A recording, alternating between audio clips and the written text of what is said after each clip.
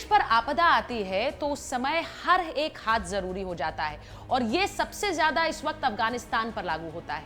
अफगानिस्तान में लाखों तालिबानी आतंकी एक देश पर राज जमा चुके हैं, लेकिन कुछ मुट्ठी भर लोग पंजशीर से इस लड़ाई को तालिबान के खिलाफ आगे बढ़ाए हुए हैं।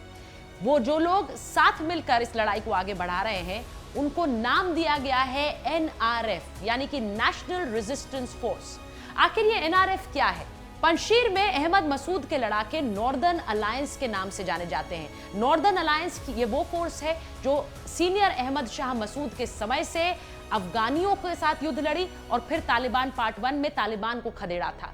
उस नॉर्दर्न अलायंस के साथ अब कई और गुट आ गए हैं जो तालिबान का पुरजोर विरोध करते हैं।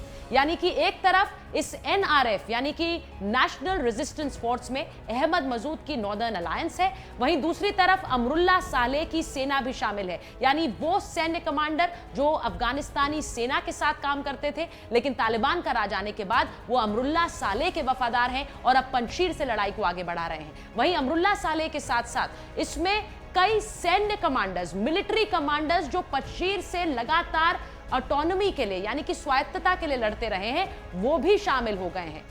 इस NRF में आम अफगानी भी शामिल है। जी हां, अफगानिस्तान के वो लोग जो तालिबान के खिलाफ हैं, तालिबान से लोहा लेना चाहते हैं, लेकिन उनके पास ट्रेनिंग नहीं है, उनको भी NRF अपने साथ शामिल करने के लिए बुला रही है और उन्हें मिलिट्री ट्रेनिंग भी दे रही है। नेशनल रेजिस्टेंस फोर्स यानी कि वो शक्ति जो अब तालिबान को छका कर रखी हुई है।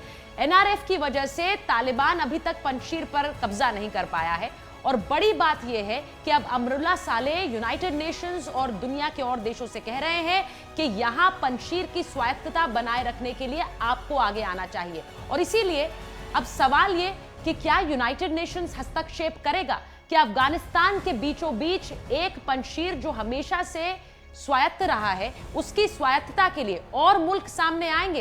क्योंकि हम जानते हैं कि अफगानिस्तानी सेना और अमेरिकी सेना के हथियार तालिबान के पास है, लेकिन NRF के पास अपने लड़ाके हैं, अपने हथियार हैं और सबसे जरूरी अपना जज्बा है, तालिबान के खिलाफ लड़ते रहने का जज्बा। क्या इस जज्बे के साथ दुनिया के और मुल्क आकर NRF का साथ देंगे?